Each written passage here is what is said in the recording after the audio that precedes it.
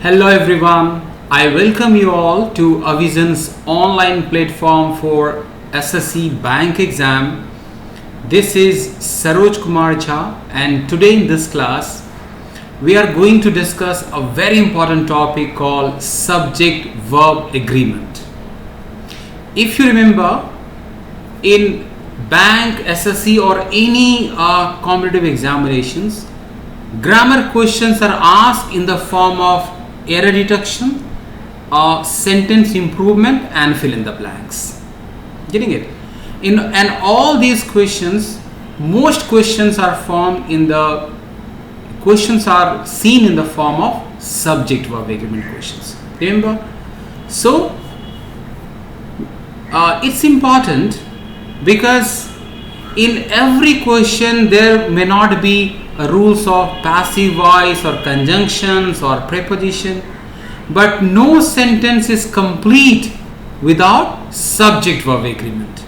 It means subject verb agreement is universal rule. So I request all of you, please focus on subject verb agreement questions bit more, and it will help you in examinations.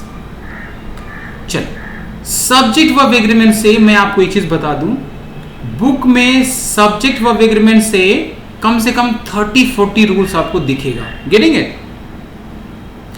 लेकिन एक चीज आप देख लो कि subject verb agreement में एक rule है, one single rule, and this rule constitutes more than 80% questions of subject verb agreement. समझ में आ गया?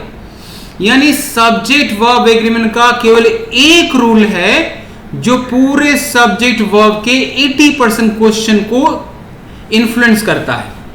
अगर आपने उस एक पार्टिकुलर रूल को अच्छे से किया, समझा, प्रैक्टिस किया, तो पता चला कि आप सब्जेक्ट वर्ब एग्रीमेंट के बहुत सारे क्वेश्चन को इजीली सॉल्व कर रहे, देखते ही सॉल्व कर रहे. इस एक रूल को आपने फोकस नहीं किया, केयरफुली नहीं देखा, तो आप बहुत सारा रूल करने के बाद भी आप एग्जाम में टाइम खराब करोगे, स्ट्रगल करोगे. ठीक? इस रूल को बहुत केयरफुली देखना है. ठीक? तो इसीलिए हम क्या करेंगे, हम सबसे पहले इस रूल को ही डिस्कस करेंगे. एक चीज मैं आपको और बता दूं, इस रूल को कई फॉर्म में बहुत सारे बुक में दिया हुआ है, लेकिन इसका एक बहुत ही की और इंपॉर्टेंट रूल या तो मिसिंग है या डिस्कस ही नहीं हुआ. ठीक? तो आपको परफेक्शन के साथ करना है. चलो, before we start working on that particular rule, I want you to just see the fundamental things first. यानी सब्जेक्ट वर्ब एग्रीमेंट को करने से पहले आप सब्जेक्ट देखो कि how can you define a subject. तो सब्जेक्ट क्या है? A subject is the doer of an action और something that is being discussed. ये आपका क्या है? सब्जेक्ट का डेफिनेशन है. सब्जेक्ट किस फॉर्म में हो सकता है? Subject can be a noun और subject can be a pronoun. ठीक? सब्जेक्ट या तो नाउन या प्रोनाउन के फॉर्म में ही रहेगा. कभी कभी सब्जेक्ट वर्ब के फॉर्म में दिखता है. For example, walking is good for health, है ना? Even laughing helps you to remain healthy. तो ये laughing, walking, ये तो वर्ब जैसा लगता है ना, लेकिन ये एक्चुअली वर्ब नहीं, ये नाउन है. क्या है? ये नाउन जैसा बिहेव करता है, ये जेरंड है. समझ में आ गया? लेकिन वो वर्ब नहीं है, नाउन जैसे. चलो, it means subject will be in the form of either a noun or pronoun. ये चीज हो गया. चलो, दूसरा चीज verb है. verb में आपको सिंगुलर verb और प्लूरल verb पे फोकस करना है. सारा क्वेश्चन इसी पे रहेगा. सिंगुलर verb क्या है? सिंगुलर verb है is, was, has, does या V1 plus SES. V1 plus SES का मतलब क्या?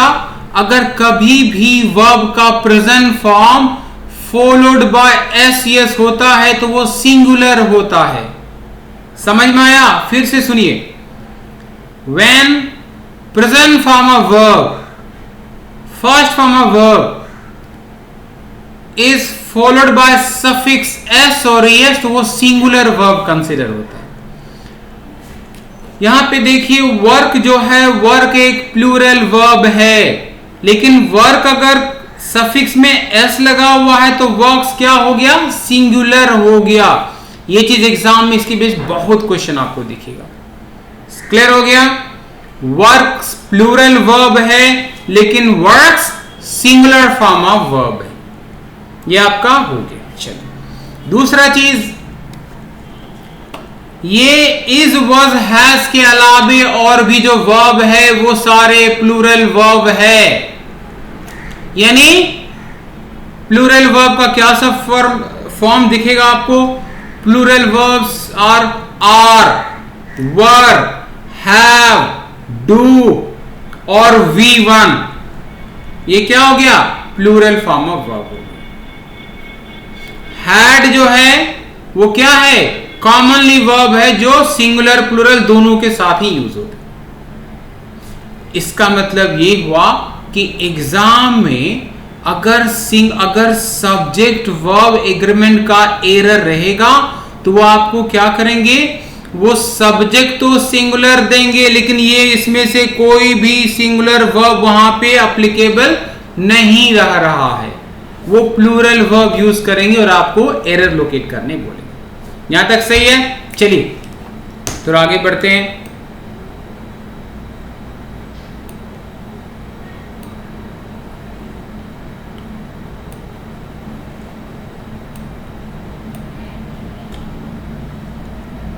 अच्छा,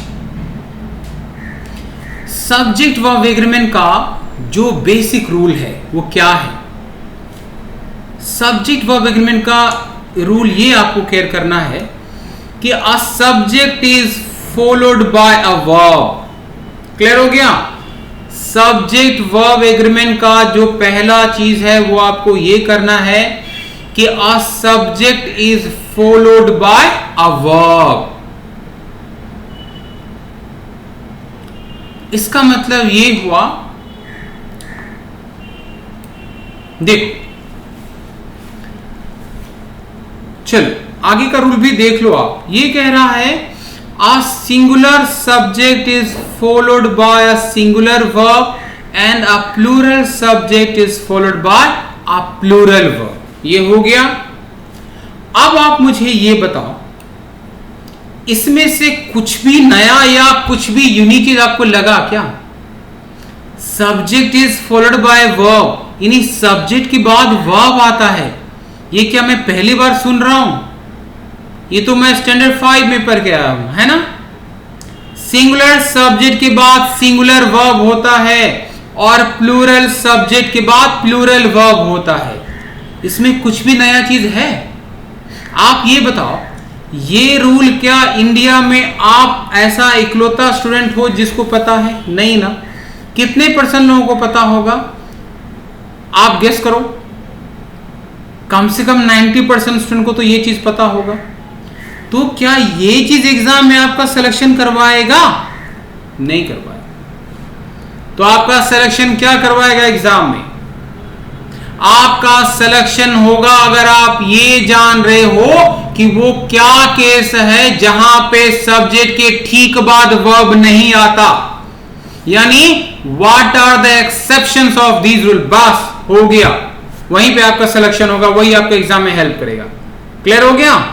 यानी जो यूजुअल रूल है, जो हर कोई जान रहा है, जो हर बुक में डिस्कस है,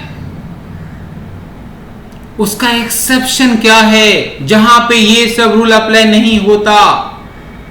पहला चीज, अब आप क्या करोगे? Now you stress on your brain and let me know कि what are the cases where subject is not immediately followed by verb. जहां पे सब्जेक्ट के ठीक बाद वर्ब नहीं आता, मुझे कुछ बताओ आप।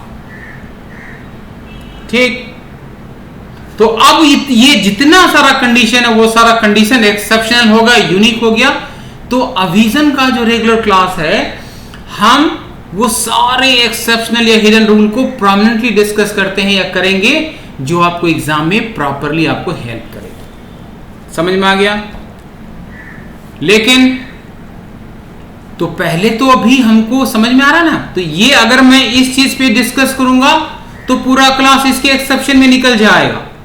मैंने आपको हिंट्स दिया कि ये सब चीज आपको एग्जाम में आएगा और उसमें बहुत सारे लोग अवेयर नहीं है।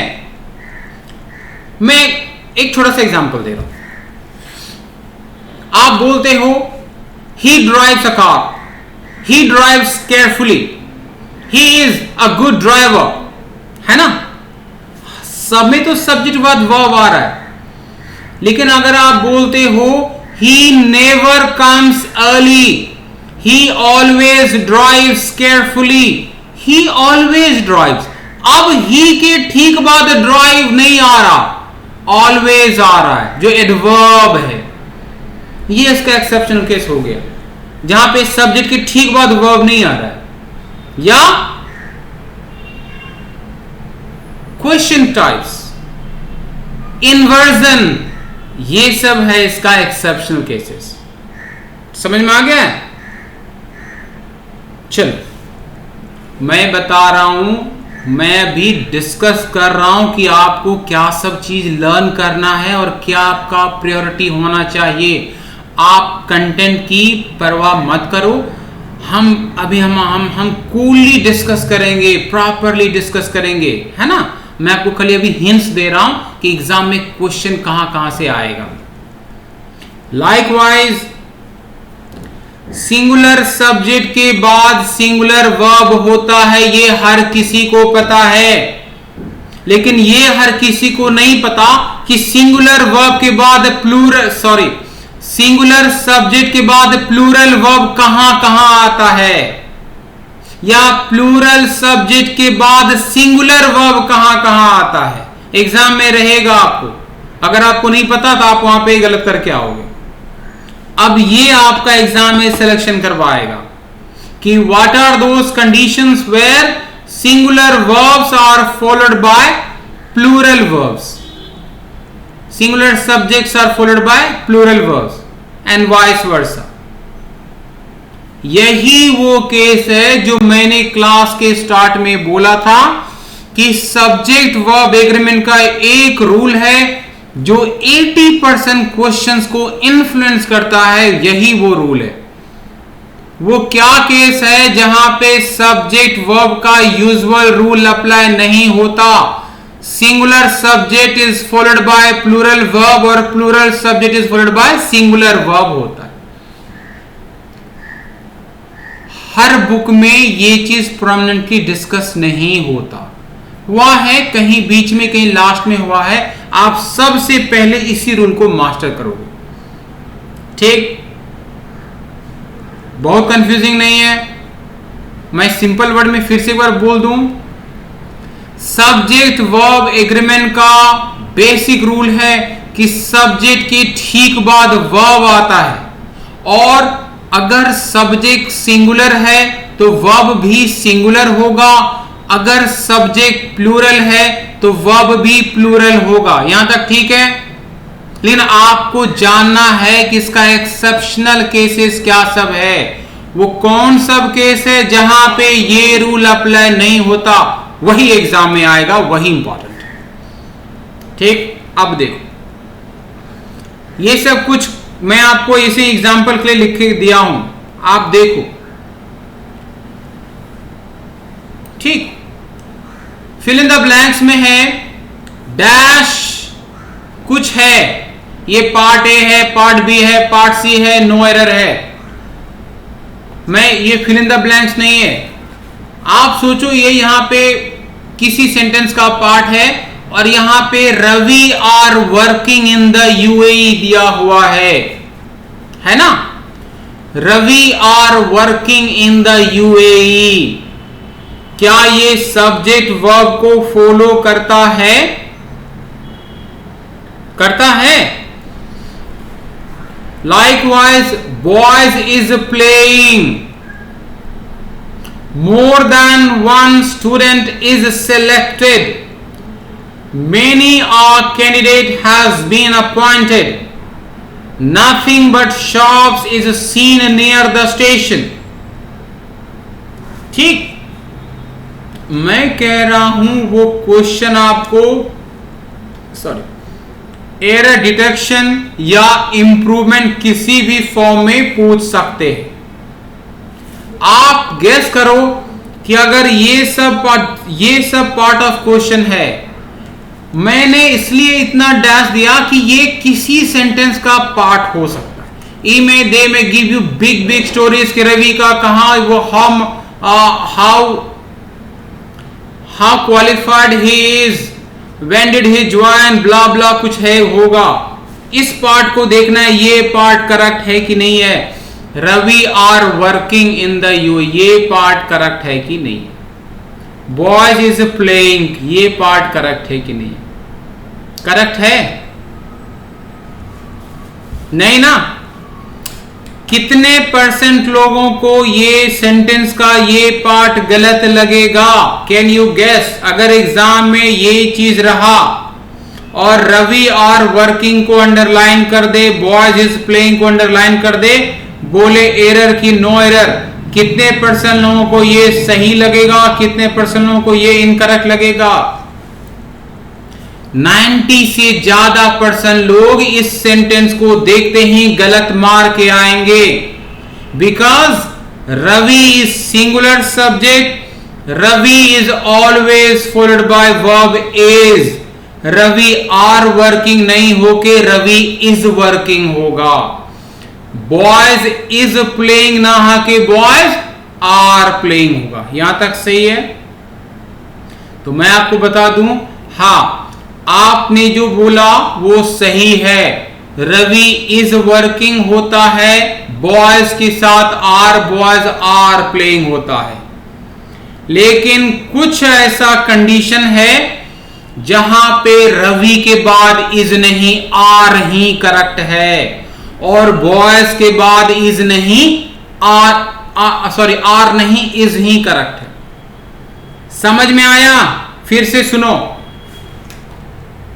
रवि के साथ यूजुअली इज आता है, लेकिन कुछ ऐसा सेंटेंस का स्ट्रक्चर है, पैटर्न है, खास करके सब्जेक्ट वर्ब एग्रीमेंट में, जहां पे Ravi is followed by are है और वो गलत नहीं, वो सही है। Boys is followed by is है और वो गलत नहीं है। इसी चीज को आपको मास्टर करना है, लर्न करना है, क्योंकि इसी चीज में 90% से ज्यादा स्टूडेंट कंफ्यूज रहेंगे और वो गलत करेंगे। ये आपको नहीं करना है। क्यों होता है, कब होता है, वो हम अभी कमिंग क्लासेस में देखेंगे। ठीक, अब आप सही बताओ, ये तो हमने एग्जाम्पल दिया ना। एग्जाम में अगर इसी तरह का कुछ स्टेटमेंट आ गया आपके सामने, क्या उसको सीधे सीधे के गलत मार के नहीं आओगे ना? तो जो जो उसको डाइजेस्ट कर लेगा उसका सिलेक्शन हो जाएगा। ठीक, हम देखेंगे। चलो, लाइकवाइज स्टेटमेंट 3 में है, मोर than one student is selected. क्या है? मोर than one student is selected. More than one student, more then है, मोर देन वन सिंगुलर हुआ कि प्लूरल हुआ? प्लूरल हुआ ना, तो मोर देन वन स्टूडेंट होगा कि स्टूडेंट्स होगा, और ये वर्ब इज लेगा कि आर लेगा, ये डाउट। क्या लग रहा है आपको? मोर देन के बाद क्या स्टूडेंट आएगा? ये सिंगुलर सब्जेक्ट रहेगा या प्लूरल होगा?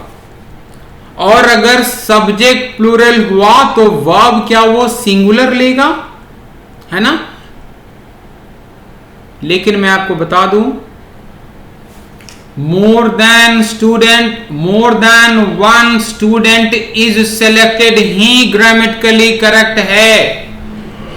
Many a candidate has been appointed ही सही है। यहां पे देखो क्या लिखा है, यहां पे लिखा है nothing but shops is seen near the station.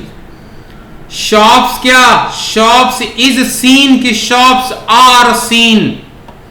Shops है प्लूरल, शॉप्स के बाद वर्ब होता है आर, यहां पे है इज, लेकिन ये सही है, शॉप्स इज है, लेकिन ग्रामेटिकली यही सही है।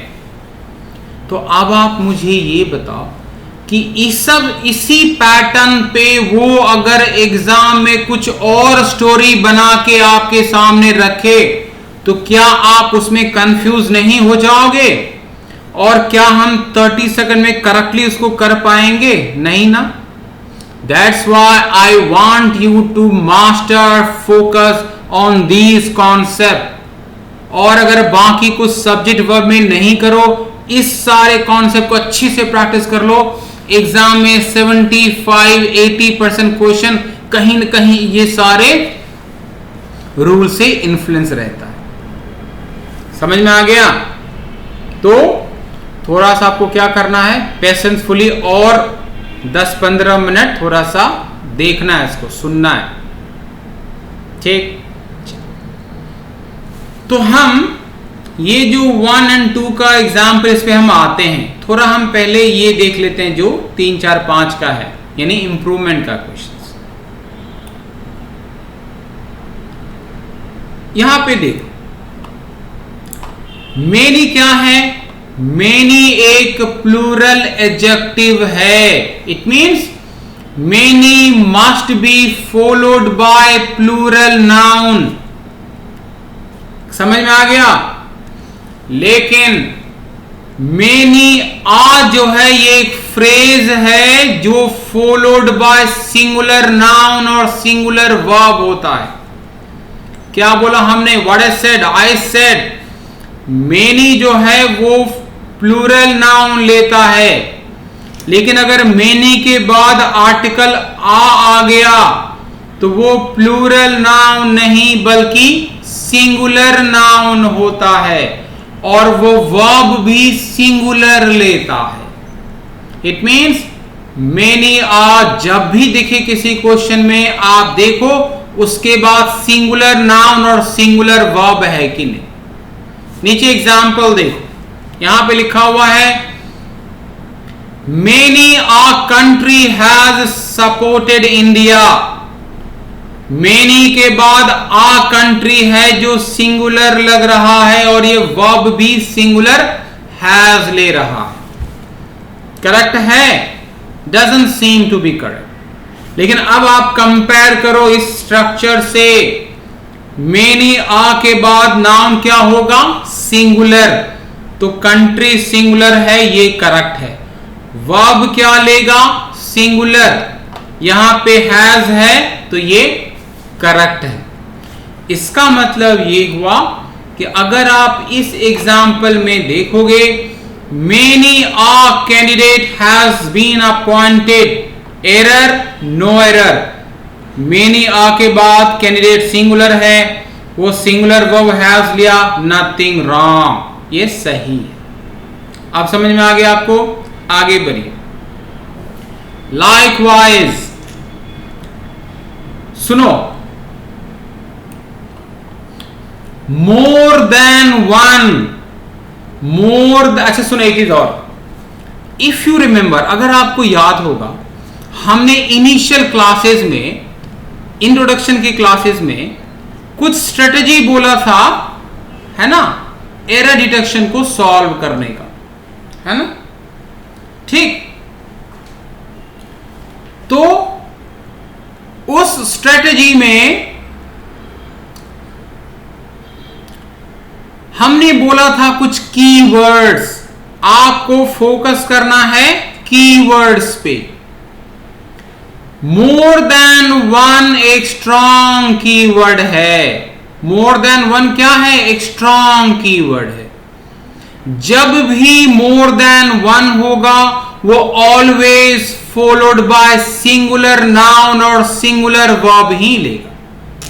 समझ में आ गया? इसीलिए मोर देन वन के बाद मिनिस्टर है जो सिंगुलर नाउन है, और इज है जो सिंगुलर वर्ब है, ये सही है, नथिंग रॉन्ग। उसी तरह अगर आप इस एग्जाम्पल में देखो तो मोर than one student singular noun है और इज सिंगुलर वर्ब है, नथिंग रॉन्ग, ये सही है।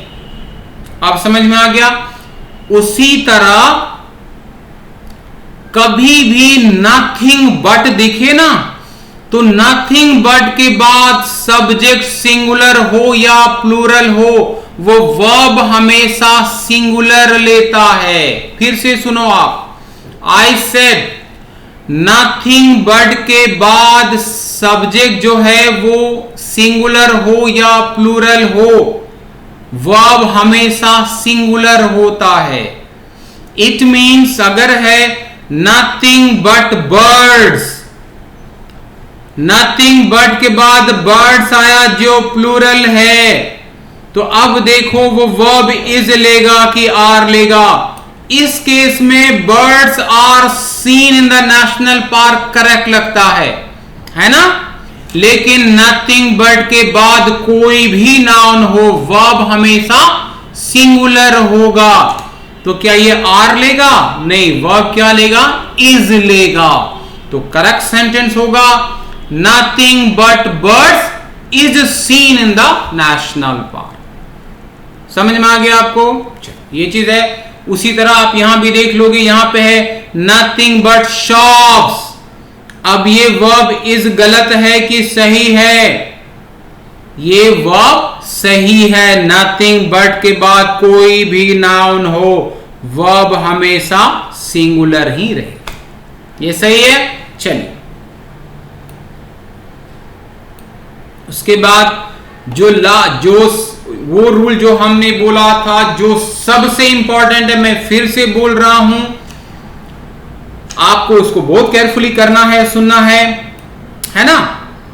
ये रूल है, when two nouns or two subjects are connected by any preposition or some conjunction, जो वर्ब होता है वो डिपेंड करता है फर्स्ट नाउन पे।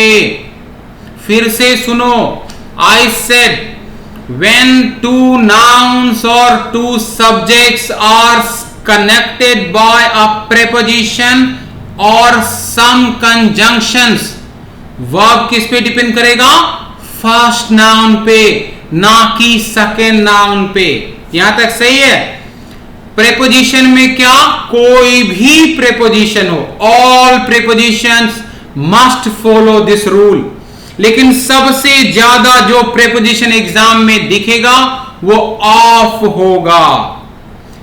लाइकवाइज कंजंक्शन में सारे कंजंक्शन नहीं, बल्कि कुछ conjunctions like as well as, with, along with, together with, in addition to, like, unlike, ये सब कंजंक्शन अगर कभी दो नाउन को कनेक्ट करता है तो वर्ब हमेशा फर्स्ट नाउन पे डिपेंड करता है। यहां देख लिया। अब हम क्या करेंगे? हम वापस जाएंगे उस एग्जाम्पल पे। आप पर हो, इस एग्जाम्पल में आपने लिखा था कि Ravi are working in the UAE. ये सुनने में बहुत ही एब्सर्ड लगा था और फनी लगा था, लेकिन अब आप यहां पे रूल अप्लाई करो। क्या? अगर इसके साथ है many other Indians along with Ravi, many other Indians along with Ravi, अब ये इज या आर क्या लेगा? अगर किसी ने ये सोचा कि रवि एक सिंगुलर सब्जेक्ट है, तो रवि के बाद तो इज ही आता है, तो वो इज लगाएगा, उसका आंसर गलत हो जाएगा। क्यों? क्योंकि यहां पे कंजंक्शन अलोंग विथ यूज हुआ है। अब जो ये वर्ब है वो फर्स्ट नाउन है मेनी अदर इंडियंस और सेकेंड नाउन है रवि। ये वर्ब किस पे डिपेंड करेगा? फर्स्ट नाउन पे कि सेकेंड नाउन पे? रूल है फर्स्ट नाउन पे। यानी ये वर्ब जो है ये फर्स्ट नाउन का वर्ब है, ना कि सेकेंड नाउन का। यानी वर्ब क्या होगा? इज की आर? वर्ब होगा आर। इसीलिए कंप्लीट सेंटेंस होगा many other Indians along with Ravi are working in the UAE, जो सुनने में काफी फनी लगेगा लेकिन ग्रामेटिकली वो करेक्ट है। लाइकवाइज एक और एग्जांपल देखो, he with all his friends, all his friends एक प्लूरल सब्जेक्ट है, प्लूरल नाउन है, वो यूजुअली हैव लेता है, लेकिन ये कनेक्टेड है विथ कंजंक्शन से। अब फर्स्ट सब्जेक्ट ही है, second subject all his friends है, वर्ब डिपेंड करेगा फर्स्ट सब्जेक्ट ही पे, इसका मतलब वर्ब हैज होगा ना कि हैव। तो पूरा सेंटेंस होगा he with all his friends has come. बहुत सारे स्टूडेंट को ये सेंटेंस गलत लगेगा और वो गलत करके आएंगे, लेकिन ग्रामेटिकली ये सही है, आपको नो एरर करना है। समझ में आ गया? चलिए, यानी कि यही वो रूल है जो किसी भी कॉम्पिटिटिव एग्जाम में सबसे ज्यादा यूज होता है। इसके बेस्ड का क्वेश्चंस आपको बहुत केयरफुली करना है। जैसा मैं कह रहा हूं, सब्जेक्ट वर्ब एग्रीमेंट एक वास्ट टॉपिक है, एक क्लास में पॉसिबल नहीं है। हम फिर इसके बेस्ड को इसको हम और एलिबरेट करेंगे और एग्जांपल्स और एक्सरसाइज डिस्कस करेंगे। Keep watching our videos, will come up with ना few more rules very soon. Thank you for your time.